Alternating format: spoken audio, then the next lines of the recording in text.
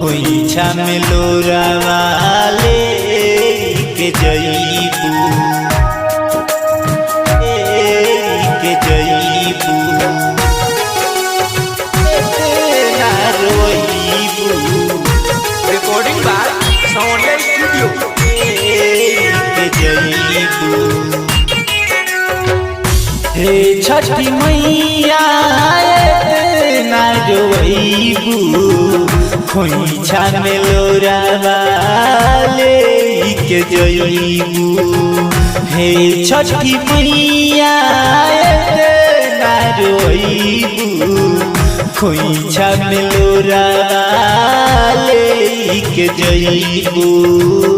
अचरा के छैया में रखलू ये मैया अचरा के छैया में रखलू ये मैया जनी जा तू छोरी अपना घर हो। हे छठी मैया ना रोइबू खोइछा में लोरावा लेके जइबू। हे छठी मैया ना रोइबू खोइछा में लोरावा लेके जइबू। खोइछा में लोरावा लेके जइबू के जइबू। Recording by Soundless studio.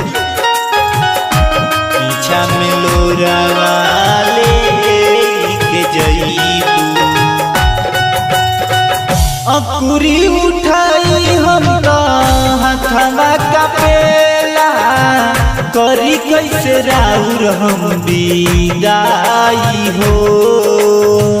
लोरावा से गोरावा राउर धोआइल लाल भइल फरछाई हो। लाल भइल फरछाई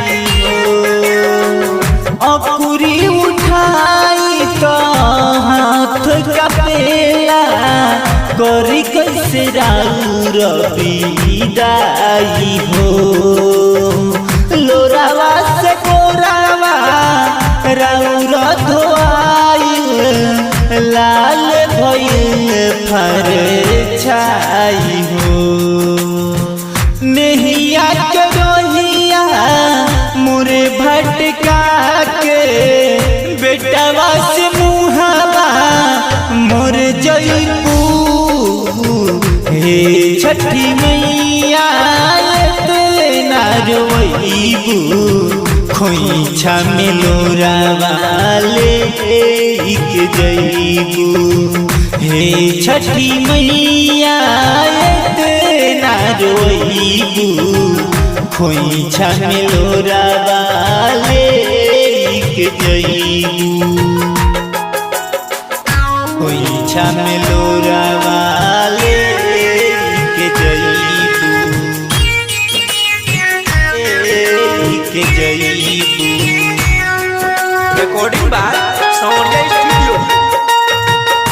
खोइछा में लोरावा लेके जइबू।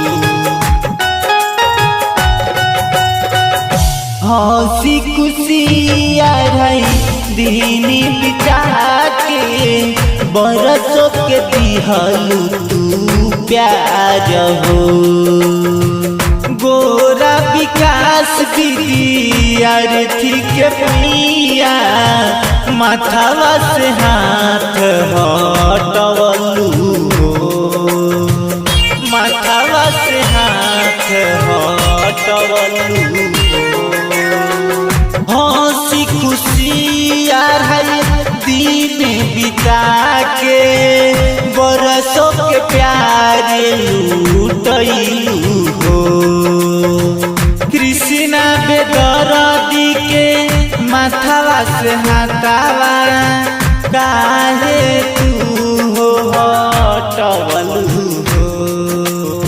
सवरिया सुबोध गईले राउरो भजनिया बोला न फेर कब अइबू हो हे छठी मैया इतना रोइबू खोइछा में लोरावा लेके जइबू हे छठी मैया इतना रोइबू खोइछा में लोरावा लेके जइबू।